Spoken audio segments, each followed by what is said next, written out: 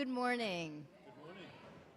I'm Carmela Southers, she, her, and I will be your worship associate this morning. We are so delighted you are joining us today.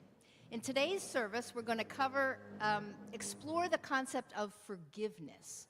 What does it really mean to forgive? Our speaker is our very own minister, David Brown. We also want to hear from you. This is a two-way conversation. We want to hear your thoughts about forgiveness. I hope you will join in the conversation.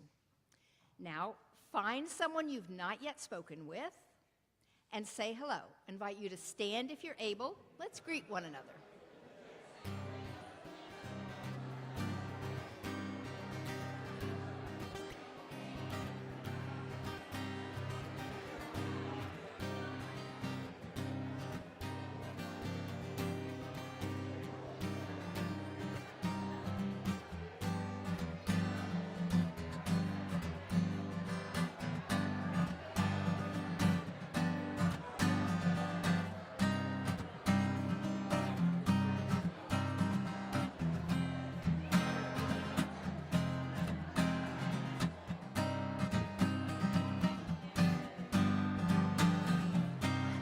All right, I invite you to join us. Let's sing together. We are building a new way. Would you join me standing? Would you join me standing? Would you join me standing and let's sing together. We are building a new way. We are building a new way. We are building a new way. We are building a new way, feeling stronger every day. We are building a new way. We are working to be free. We are working to be free. We are working to be free. Hate and greed and jealousy. We are working to be free. Peace and freedom is our cry. Peace and freedom is our cry. Peace and freedom is our cry. Peace and freedom is our cry. We will die. Peace and freedom is our cry. Let's sing that one more time. Peace and freedom. Peace and freedom is our cry. Peace and freedom is our cry. Peace and freedom is our cry. Without peace, the world will die. Peace and freedom is our cry. Thank you. You may be seated.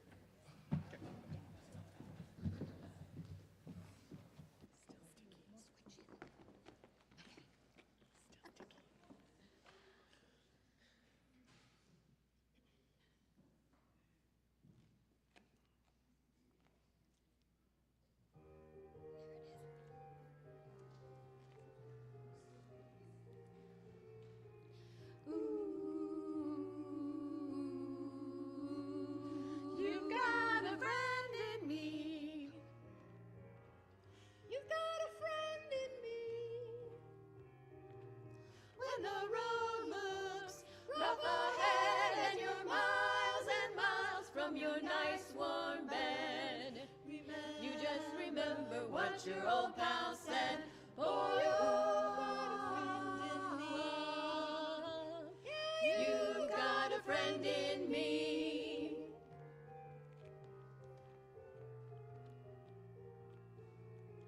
You got a friend in me. You got a friend in me. You got troubles, I got 'em too. There isn't anything I won't do. We stick together, see it through. You got a friend in me. Some other folks might be a little bit smarter than I am, bigger, stronger too, maybe, but none of them will ever love you the way I do. It's me and you, boy, and as the years go by, friendship will never die. You're gonna see it's our destiny.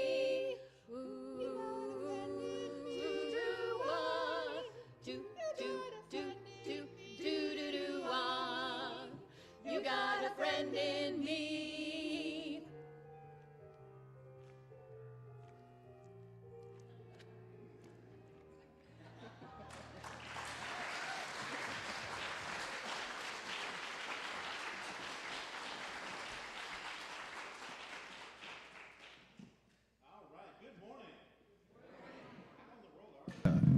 I'm going to invite you to join me in the presentation today. If you have a smartphone with you and you would like to join in, I invite you to go to menti.com.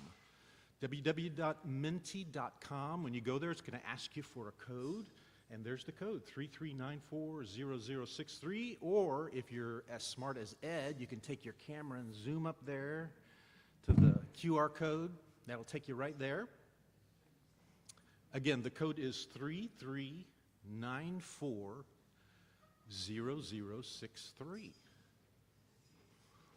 All right, today's discussion topic is forgiveness. It's one that's near and dear to all of us. I will come back to that. It's something that each of us, no matter how old or how wise or how spiritual or how stoic that we may be, it's something that we get hung up on. Let's admit it. There's someone, or many someones, whom you just cannot forgive. And perhaps you've tried, perhaps you've seen the futility of holding a grudge, but it's still there. It just eats at you at will. So, here's your first question. What's the first word that comes to mind when I say forgiveness? Menti.com, it's 33940063. What's the first word? Let's go. Pop them up there.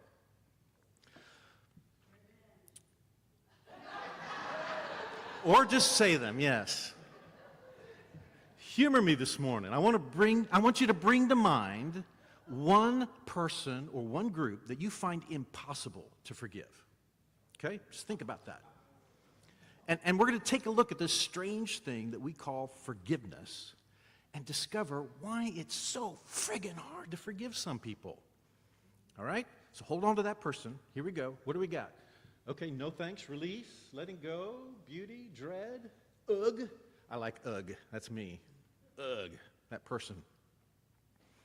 All right, so here we go. Part one. What is forgiveness? Just consider with me for one moment what it even means to forgive. To forgive means that we no longer hold someone accountable for their deed. If I owe you $50 and you forgive me that debt, that means I don't owe you $50 anymore. If I question your parentage in a demeaning way and you forgive me for that insult, it means that you're no longer going to hold me accountable for what I said. It's going to be as if it never happened.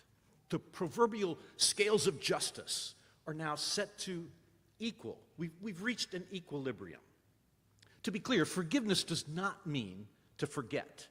It means to act as if. And so the bottom line is, it's a decision. But if you're like me and you have trouble forgiving people, you know that it's a little more complicated than just deciding, right? So when someone commits an offense against me, I want to hold them accountable. On the scale of justice, they owe me. The weight is heavier now on my side. They need to add something to get the scales back to equal. By not forgiving them, I'm using this scale to affect my actions toward them. Note here now that I am the one who determines whether an offense has occurred, right? Think about that. In the case of forgiveness, I'm the victim, I'm the prosecutor, I'm law enforcement, and I'm the judge. Does that seem reasonable to you? I mean, whose scale are we using anyway? Who calibrates this scale? I just get to decide, right? And let's just stop right there, because I contend that in reality, when it comes to forgiveness, we don't decide. When we're offended, there's no deciding happening. We're just responding. Our instincts have arisen, declaring that an offense has occurred and something must be done about it. Think about that person you cannot forgive right now. Did you decide to be offended, or did it just happen? Our instincts are good at a lot of things. They've kept Homo sapiens alive for about 100,000 years. Self-preservation is their forte. They literally know nothing else. But sometimes they backfire. All right, let's take an example. Let's say I get assaulted. There's a group of kids that decides it would be fun to attack an older person. Not to rob them or get some valuable piece of information, just for the sport of attacking them. Now, fortunately, this doesn't happen often. It's never happened to me, but let's do this thought experiment, okay? So clearly, this is wrong, right? Clearly, I would be within my rights to be very angry if this happened, right? My life was threatened. My instinct of survival would be doing its job at this point, right? But what happens? I start building a story about what happened, how innocent I was, how I was minding my own business, how evil those kids were, how heartless and cruel. I don't decide to build this story. It just happens instinctually. I start thinking about what I would do if I could re-engage with them, only this time with a gun in my hand and Ed Rodriguez at my side. Have you seen the biceps on that guy? Yeah. The Buddha talks about this kind of suffering, the kind of suffering that stories bring us. He told the story of a warrior who was shot with an arrow. And the Buddha suggested it does no good now to take another arrow and jam it in there to try and make things better. But that's exactly what most of us do. It's all an attempt to make sense of what just happened. It's all under the heading of, why did this happen to me? If you missed it, my wife Rebecca gave a brilliant talk on this very topic 2 weeks ago, August 11th. I mean, why did this happen to me? It's the ultimate koan. The answer, in fact, is completely unknowable if you want to get really, really truthful about it. And if you want to be reductive, we can say, well, it's because you're alive in the universe. That's why it happened. Life happens. Life is chaotic. Life makes no sense. Life is full of hurt. And we frankly don't know what's going to happen next. And that terrifies us. So we tell stories. And our stories are always told in this cause and effect thing. This happened because of that. I did this because of that. And if they do that, I swear I'm gonna, and on the stories go. Cause and effect. If I can just know the cause, then I can predict the effect and thereby keep myself safe, right? Here we are back to that preservation instinct. And this is where the house of cards falls down, because the moment we accept the bitter truth that things just happen, not for any reason, just because life is, then we can stop adding those arrows to our wounds. As they say in AA, we can accept life on life's terms. It's only then that forgiveness can take its rightful place. Said another way, it's then we no longer need to forgive. All right, we're going back to Minty. Help me out here. What's the name of the person or group that you cannot forgive? Are you willing to share? I'm wondering if we'll have one particular name that's going to pop out more than others. What's the name of the person you can't? Oh!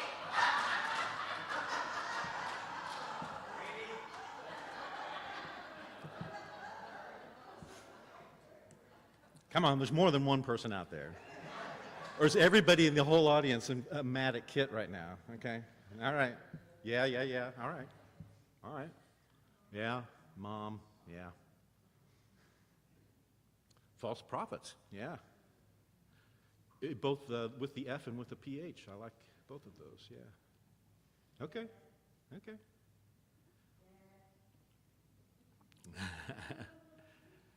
All right, very good. All right, keep holding those names. All right, we're ready for point number 2. Point number 1 was, what is forgiveness? Forgiveness is a story that we tell ourselves trying to make sense of the world. Part 2, notice who it is that hurt you.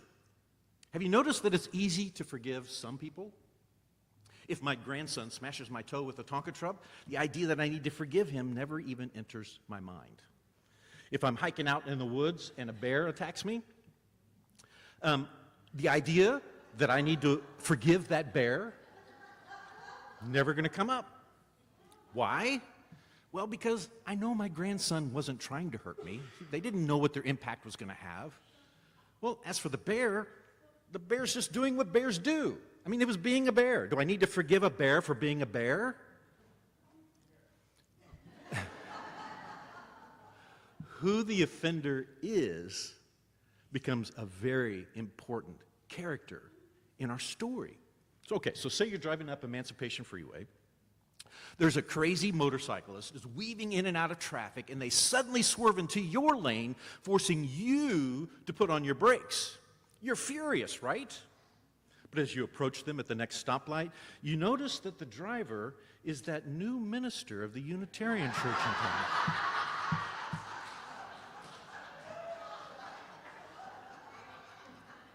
And whoosh, suddenly the anger is gone. Where did it go?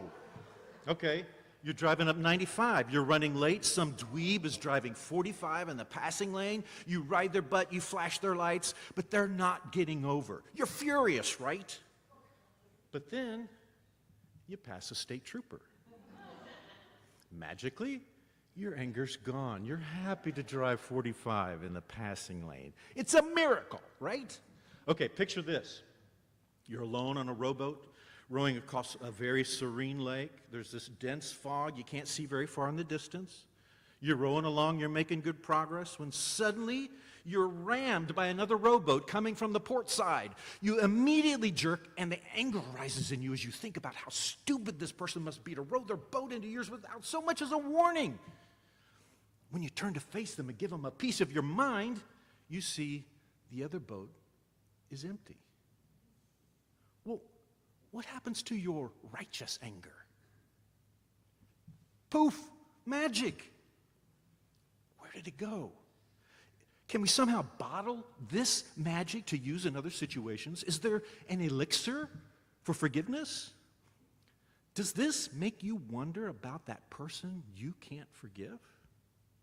How can anger just disappear sometimes?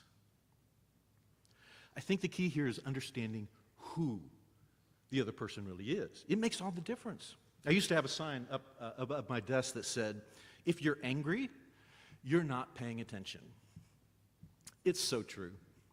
I hate it. I don't have that in. Who wounded you?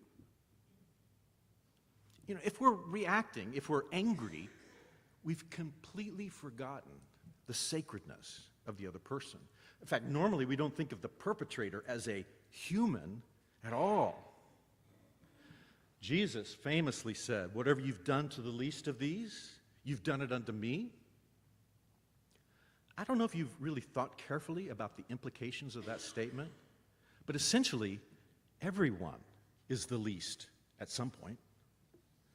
which can only mean that the person who hurt you is a very cleverly disguised Jesus. What are you going to do to Jesus? Remember how we were able to immediately forgive someone for a fault when we saw who it really was? That it was someone important to us?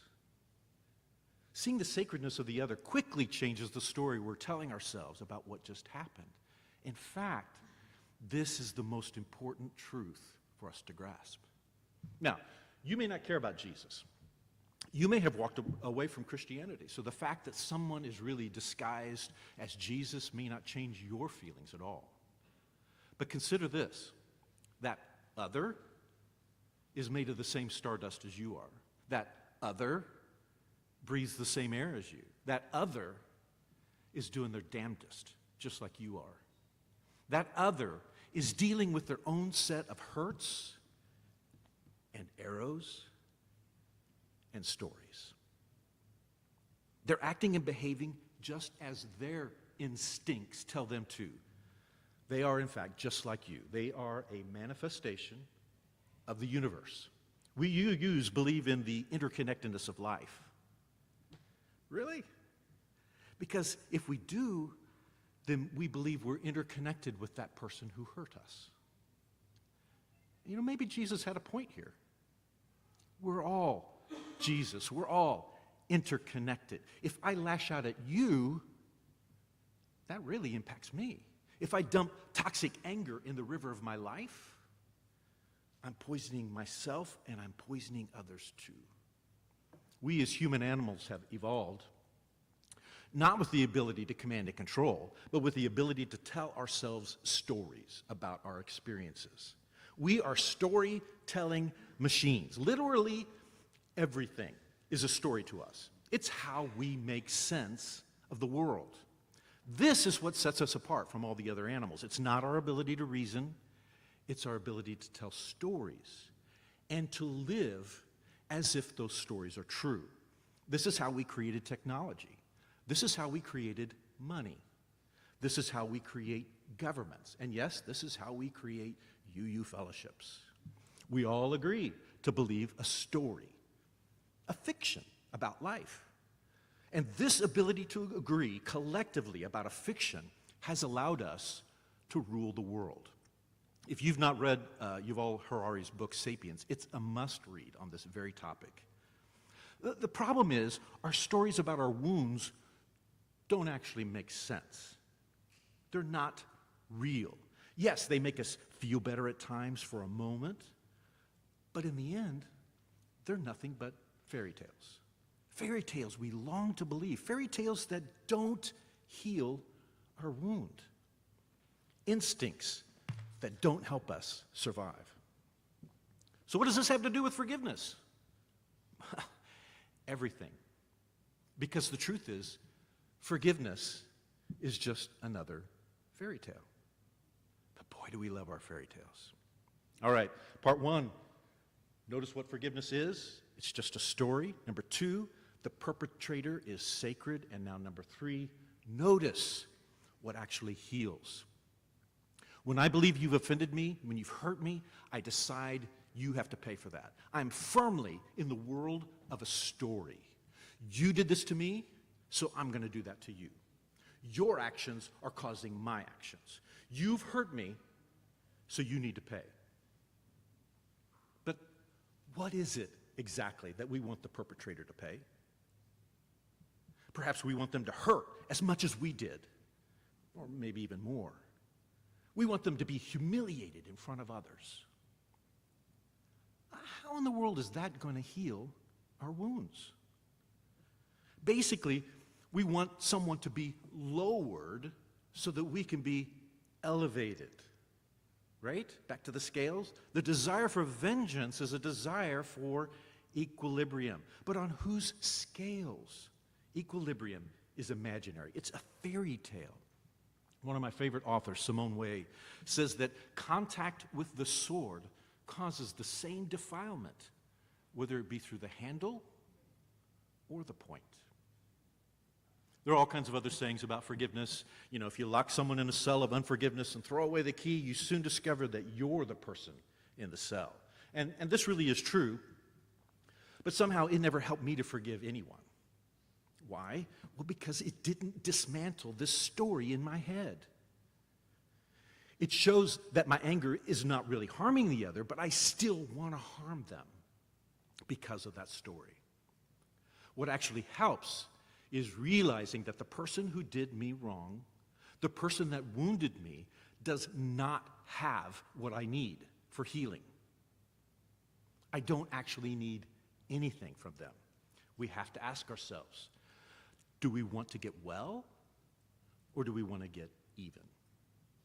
Getting even perpetuates human wounding. How are we ever going to make the world a better, kinder place if we perpetuate the wounding? Last July, my wife and I were scammed out of $241,000. My wife talked about this a couple of weeks ago as well. But you know what? The fact is, I don't need anything from the person who scammed us. I don't. I don't care who we're talking about. I don't need it from them. Healing does not come from them. Now, sometimes an apology can be part of the healing, but it's not required for my healing. This is critical. We have to get honest with ourselves if we want to heal. I don't need anything from the scammer who stole the $241,000 from me, not really. Now, I want my $241,000 back, but even if I get it, I very well will still be angry. Restitution does not bring healing. Once we see that clearly, then we can start to actually see the person who did us harm. If I'm just reacting, I'm not really seeing what I need, and I'm not seeing who is involved. Even in the case of those kids that came to attack me, because I'm old, I actually have no earthly idea why they would do that. No story I come up with is going to change this fact. What happened, happened. Everything else, it's just commentary. It's my thoughts about what happened. It's just another arrow being thrust into me to make me forget that first arrow that's still lodged there. My hatred does nothing to heal my wound. My calling my friends to get their pity does nothing to heal my wound. My attacker does not have what I need. Neither do my friends. My story does nothing to help me heal. My story perpetuates the wound. If we can accept this fact, that one, there's no reason for what happened. Two, the other person is in fact a sacred human being just like me. And number three, that our commentary about what happened is a fantasy. If we can accept these three premises, there's no longer any need to forgive. The offense disappears as quickly as it came. Suddenly, the scales are back to equal. The instinct for revenge or pity evaporates. The story is over. Let's go back to the person you thought about at the beginning of this talk. Can you admit that your response is instinctual, not a decision that you made with all the facts? Can you admit that there's no way on earth to truly know why a person does what they do? Can you accept the sacredness of the one who hurt you? And finally, can you accept the idea that life just happens? There's really no reason other than because you're just here in this universe. Forgiveness is just another fairy tale we tell to perpetuate the idea that our lives make sense. There's a cause and effect for everything. But this is just not true. And most importantly, it's not helpful. Do you want to get well, or do you want to get even? Incidentally, I spent several years being angry with God. Talk about your head trip fantasy. I kept summoning into the courtroom of my life, and he never showed. Crazy, huh? Yeah. All right, so what actually does bring healing? What brings healing? You can type it in there, or I'm open for some dialogue here. Do we have a microphone that we can pass around? I'll take this one. What brings healing? What actually does bring healing?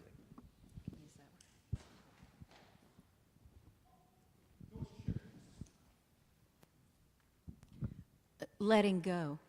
Yeah. Yeah, which is accepting what is, right? What else? Yeah, I would really like to take some steps to try to make sure it doesn't happen again, Sure. that could be especially part if of it's something like being. Yes. Yeah. it. Learn. Yes, learn from your mistakes, of course. I find, the person I'm thinking of, thinking, what a bum, he's horrible. But I don't know the motivation that has made him behave like this. And that seems to me very important. When you start analyzing things and really look at how it came about, you oftentimes feel very differently.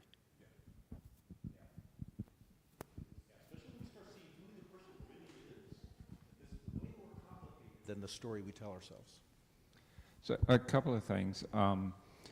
One, a phrase that I hang on to quite a bit that was shared by a Dharma friend some years ago. I can be kind or I can be right. Yes. And I use that quite regularly. Right. The other thing, forgiveness is a heart practice that I engage in regularly. And there are times when all I can say is, when I am able, I will forgive you. Yes. Yeah. Yeah, it's a process. This is not a decision that you just snap and make. Yeah. My favorite definition of forgiveness is remembrance without pain. Being able to remember what happened, because I ain't going to forget it, I don't want to repeat it, but I don't have to relive it. Right. Yes. Very good. Well said.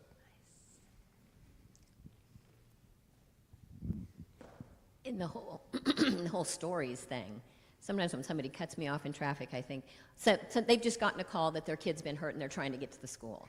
So just sometimes replacing my story, what a creep they were to cut me off, with a kinder story. With a can better help. story. Yeah. Yep.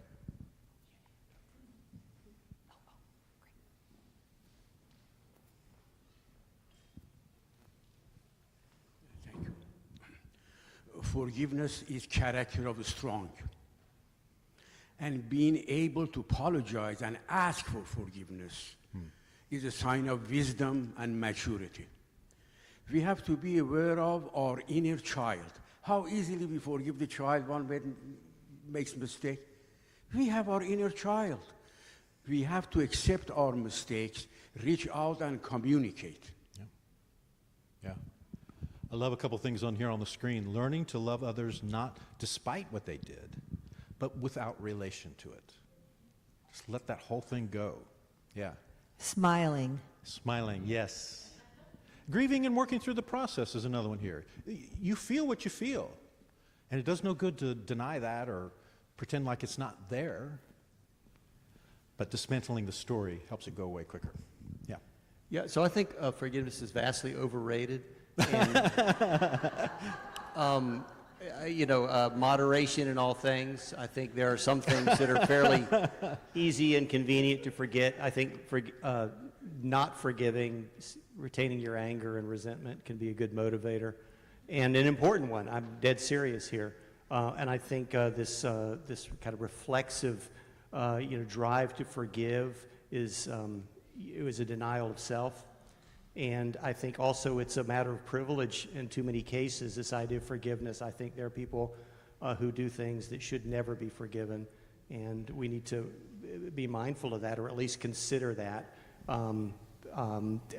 Again, from a point of privilege, sure, I'll forgive everybody. You can't bother me that much in material ways, but we know too much about history and what has been done to other people, the cruelties, the horrific cruelties. Yeah.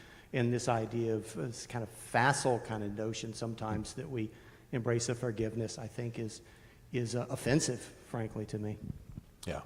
Not to say that evil's not there, not to say that bad things don't happen. One more, and then we're going to move on to the next question.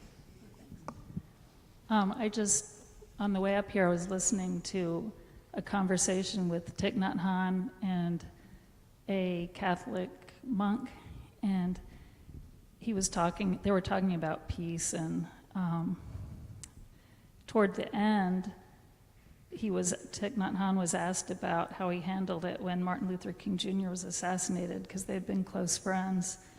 And he said he had a feeling of despair and anger. Yeah. And he handled it in honor of Martin Luther King Jr. by working and going back and building on beloved community in his honor. Yeah. Yeah. Okay. Tell me about a time when you were able to forgive the unforgivable. There's lots of wisdom in this room. Lots of life has been lived. Who would like to share?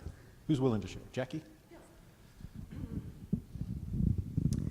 I think forgiveness for me is most difficult when it's a loved one, my brother. And I'm not going to go in great detail, but his personality changed radically as he got older, and not for the better. Okay. I'm a retired nurse, supposed to be full of compassion and understanding and loving and forgiveness, and I found it I was unable to do that because of how reprehensible he was to his wife.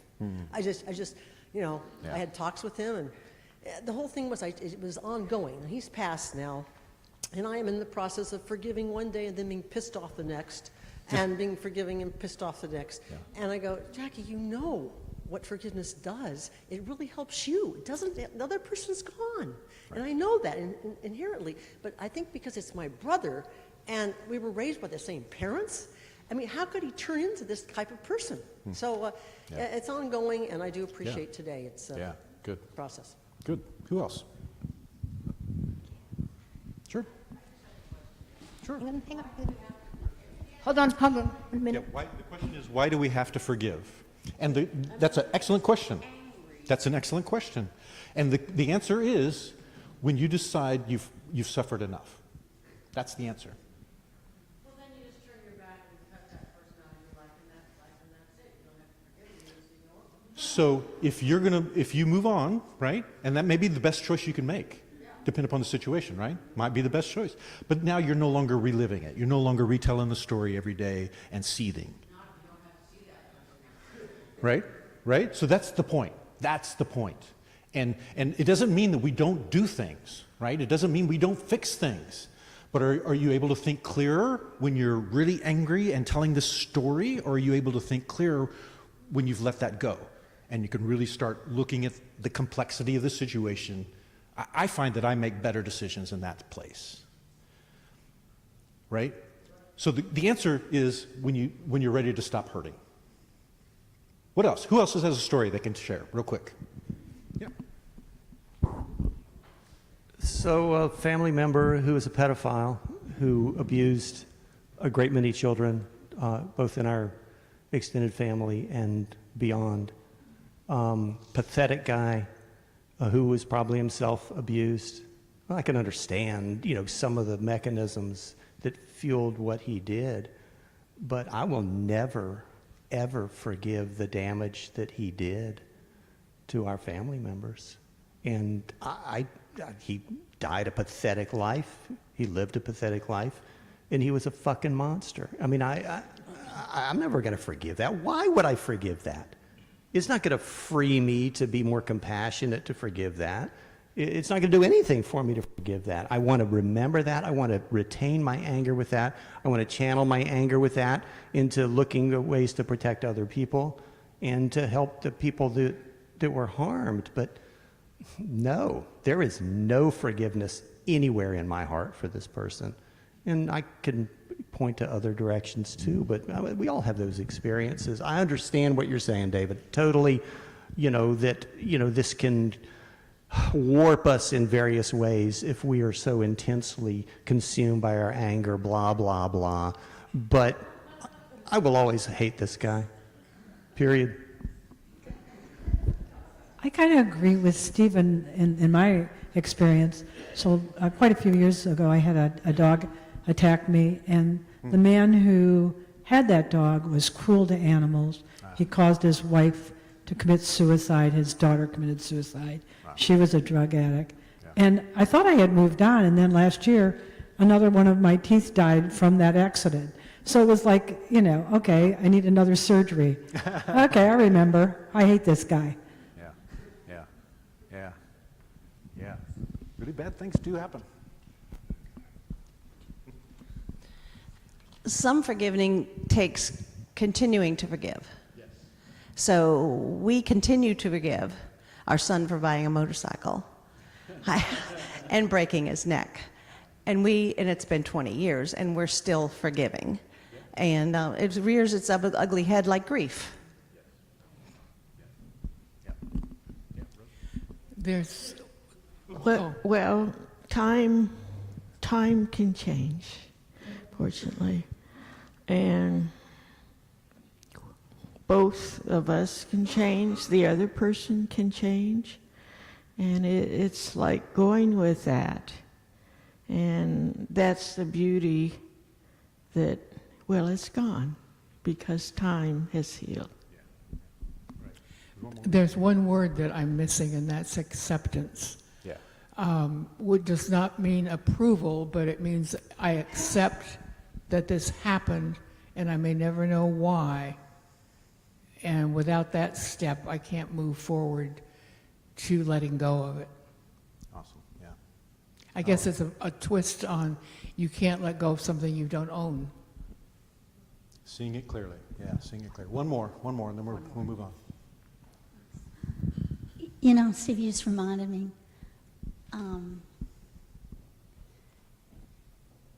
When I was working as a therapist, the predominant population, can you hear me? The predominant population I worked with were survivors of sexual assault, childhood all the way up. And this is very unpopular in traditional Christian circles. I found that these victims were superficially encouraged to forgive, and that was really a forced pathway out of their personal reality. So I was really preaching against that because I really thought it was self-destructive and it was just siding with the perpetrator. So, you know, I'm a little funny about intellectual decisions and preachers, not you, but preachers. Not at all, because I see you're taking a more Buddhist approach. But if they're telling these women they're going to go to hell because they can't forgive their dad or some of these other things, it's just another form of abuse, really. Yeah, I agree. All right, thank you so much. I think we have a couple of announcements that we need to make before we move on. But wait, before we go? You're welcome.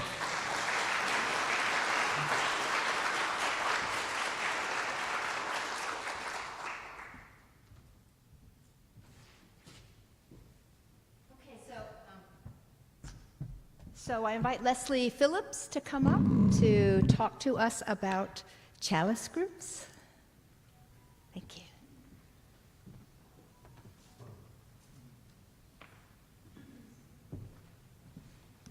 Good morning. When I first became a member of the UU, one of the first things I did was joined a chalice group. And it was before COVID, and we met in person. And it was a nice way to get to know people in the community. And then COVID happened, and it went on Zoom, and turned out that's really nice because the Zoom meetings, chalice meetings, are nice because at the end of the day, it's very relaxing, thing to do, a nice way to end the day. So that was really nice. But basically, what chalice groups are is like what we just did just now.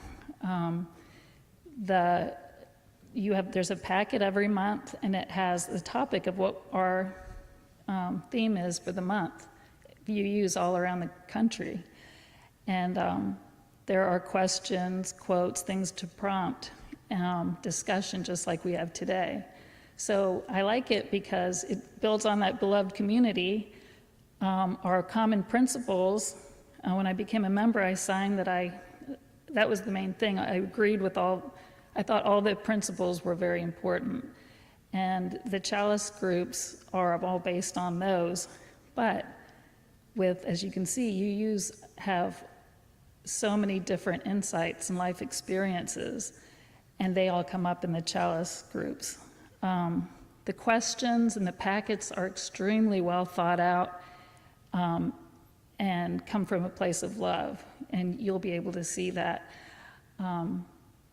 Since then, I've had a lot of changes in my life and a lot of new exciting things that I've been doing, including in the UU. I'm going to meet with Mandolin today about getting involved with RE. And so I'm thinking, and I've got a couple more things in my personal life that I'm doing. I thought, I don't know if I'll do a chalice group this year. I don't know if I'll have time. And then when I was thinking about it this morning, what I was going to say, I realized that, especially if I'm going to be involved with RE, I need to stay connected to the community. Time goes so fast, a month can go by, and I haven't looked at our principals, or maybe I couldn't make it to a service. And even the service, you can see they always want it should always go on and on. You know, you always have more to think about, questions to ask. When you leave here, you're thinking deeper about it. So it's just an extension of that. So I highly recommend it. And I think actually the time thing, it's an hour and a half, I think. And it seems like the whole rest of the month, the rest of the week kind of goes smoothly because of all the topics and important things that come up with that. So it's actually pretty helpful, I think. So that's my plug for the chalice groups. Thanks.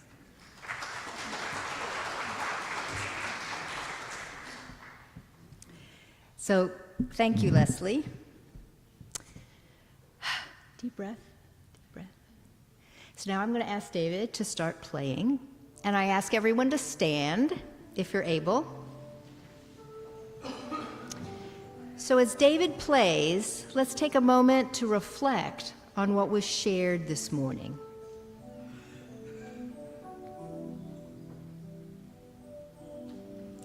As the music continues, if you enjoyed today's service and want to see this fellowship grow and continue to be a positive light in our community, I encourage you to give generously to support us. We invite you to quietly place your gift in the offering plate at the back. If you'd like to sign up for a new chalice group, the sign-up sheet is over on the chart there. Perhaps this morning you have a joy or a concern in your heart. If so, we invite you to silently come up and place a pebble in the bowl of water as a token of what you're holding in your heart. If you have a concern and need to speak with someone, a pastoral care team member is available here in the circle of chairs. Come share with them. So we invite you to share the offering plate, chalice group, pebbles in the bowl, pastoral care team. Share what is on your heart right now. Let's continue in a quiet and meditative spirit. We'll close our service momentarily.